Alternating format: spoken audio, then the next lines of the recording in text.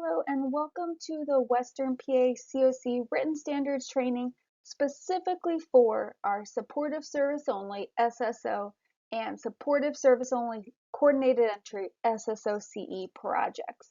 My name is Jessica Sones and I work for Diana T. Myers and Associates. We're the consultant for the Western PA CoC.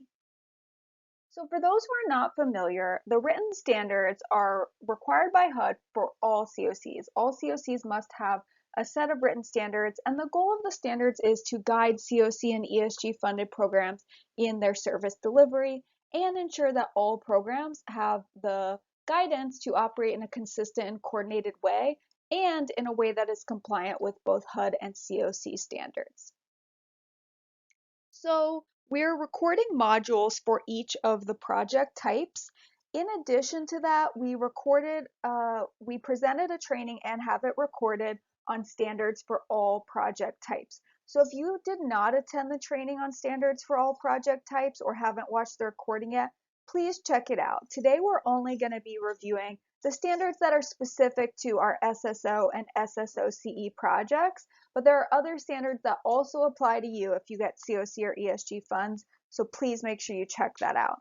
So when you take a look at the written standards document, you'll see that it's structured into different sections. The first section is standards for all project types, and that includes overall CoC and HUD requirements as well as record keeping and case management standards. And then you'll find standards by project type. So that's where we have the specific standards that apply whether you're operating SSO, SSO-CE, PSH. So if you're operating more than one project type, you'll want to check out the standards for your other project types, and there'll be a training module for those as well. The standards also include appendices, which have relevant resources that are referenced throughout the standards document. And lastly, there's a templates resource. That is a separate document from the standards, and basically it provides a lot of different form templates that you could use in implementing your project. It's not required that you use the template, but we hope it'll be a helpful resource. For example, there's templates for documenting someone's homelessness or documenting chronic status or documenting income. So you'll want to check those out. They may be a helpful resource for you. So let's dive in. If you are a supportive services only SSO project, you only have a couple, then this is for you. So what are the goals of SSO projects? So CoC funded SSO projects provide services to people experiencing homelessness that are not tied to specific housing units. So you're not operating a housing program specifically, but rather providing services to help folks move from homelessness into housing as quickly as possible. So in order to access SSO services, you can enroll households across the community, outside office walls, engage with participants early and often. You may have a specific target population that you are working with in your SSO project, but you really have flexibility to enroll folks across the community who are eligible for your services. And in order to be eligible for SSO, you can serve folks in a number of different situations. You can serve folks who are literally homeless, category 1. You could serve folks who are at imminent risk of homelessness, category 2. That may be less common, but technically those folks are eligible for the services. And you can serve folks who are fleeing or attempting to flee domestic violence, HUD homeless category 4. So how do you prioritize folks for your services? If you are looking to prioritize folks for your services, you should really be focusing on folks who are unsheltered, folks who have maybe the greatest vulnerabilities in your community. They should have an expedited enrollment to your SSO services as much as possible over folks who may be sheltered and may be getting additional resources in their shelter. In terms of documentation, SSO projects should work with participants to obtain their necessary documentation to achieve housing stability. So if you're working with someone to achieve housing stability, they may need documentation of homelessness, they may need documentation of disability, documentation of chronic. So SSO projects play an important role in helping folks obtain that documentation. And there may be additional documentation that may apply, so please check out that documentation for all project types section of the written standards to learn more. So in terms of duration and amount of support, This is very flexible in an SSO project, but in general, there should be repeated attempts to engage and assist households while respecting client choice, and no one should be terminated from an SSO project unless they're placed in housing of their choice, they no longer need or want the services, or they pose a serious threat of harm to the staff or other participants. In terms of case management, SSO case management should be very housing focused. It should really have the goal of getting this person into stable housing as quickly as possible. The case management should also include linking folks to mainstream benefits and resources. That may include mental health resources or other benefits. And participants should be linked to additional services by way of a warm handoff. So making that transition as smooth as possible for folks. And in terms of performance measures, in general, we in the CoC, we're looking to see that households are moving into permanent housing within an average of 30 days or less. We know this is challenging due to resource availability and other systemic challenges, but this is the goal that the CoC is working towards. So that's what you need to know for your SSO project. Again, check out the standards for all project types so you know you're adhering to those as well. We're going to move on to standards for supportive service only coordinated entry. So if you're an SSO-CE grantee or you're an assessment center, these apply to you. So in terms of access, individuals and households should be able to access coordinated entry services in person at an assessment center or via phone.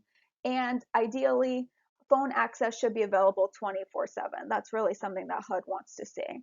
And assessment centers should be working to ensure accessibility for all participants. That could be language accessibility, that could be accessibility for persons with disabilities. So who can be served through coordinated entry?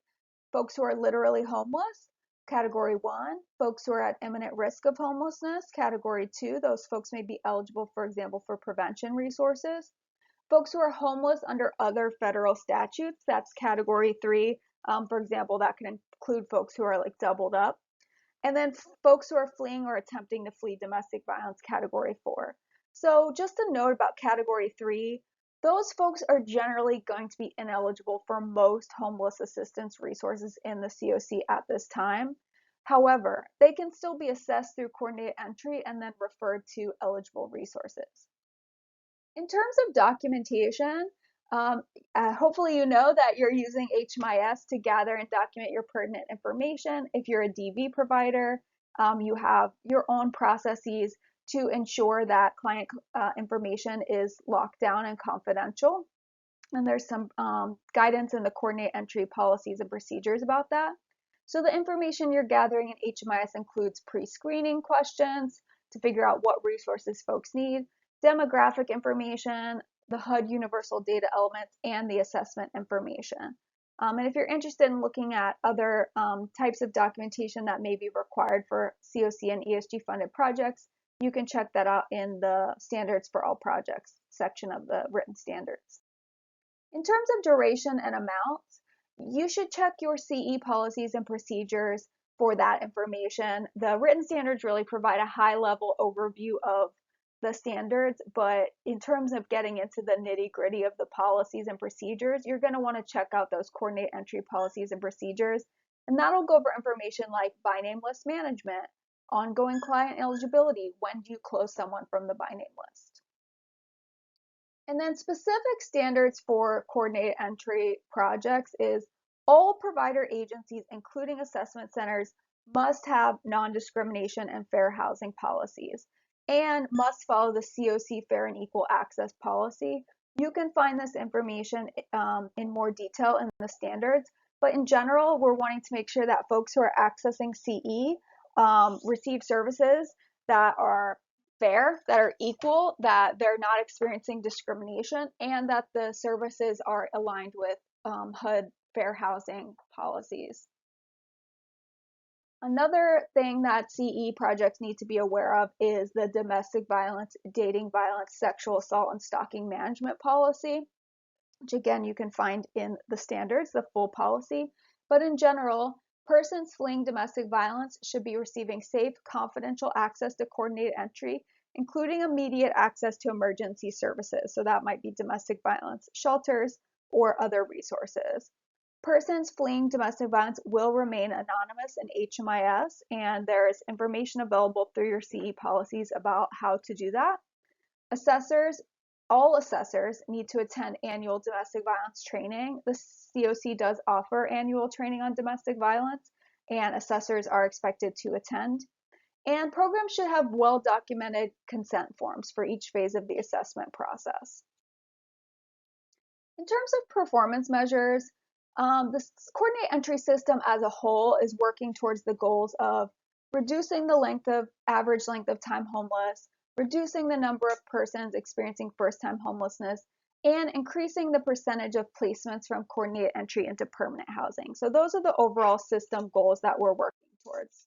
In terms of goals specifically for call centers and access sites, we're wanting to see that folks are having good experiences in coordinate entry. So the coordinate entry committee is working on rolling out customer satisfaction questions that can be part of an annual survey. So that's in progress, but just something to keep on your radar. And then the other thing we're looking at is that all the PA-HMIS data is completed. So all questions are answered unless the participant refuses. And the goal for that is 100% of data completion. And that is something that HUD looks at and is really important. So that's the quick overview of requirements for SSO and SSO-CE. The next step is that all CoC and ESG funded programs need to sign off by July 1st that their programs understand the standards and will implement them. And that link has been sent out. So make sure your program reviews that and signs off on it. And if you find that there's standards that your program is not implementing, you need to make a plan to implement that by September 1st, 2021. If you have feedback on the standards, you are more than welcome and encouraged to submit that year-round. The Written Standards Committee worked really hard to take feedback from CoC members and integrate that into the standards, but the standards are a living document. We want them to be updated ongoing as things change or as we need additional details. So please feel free to send feedback as you have it.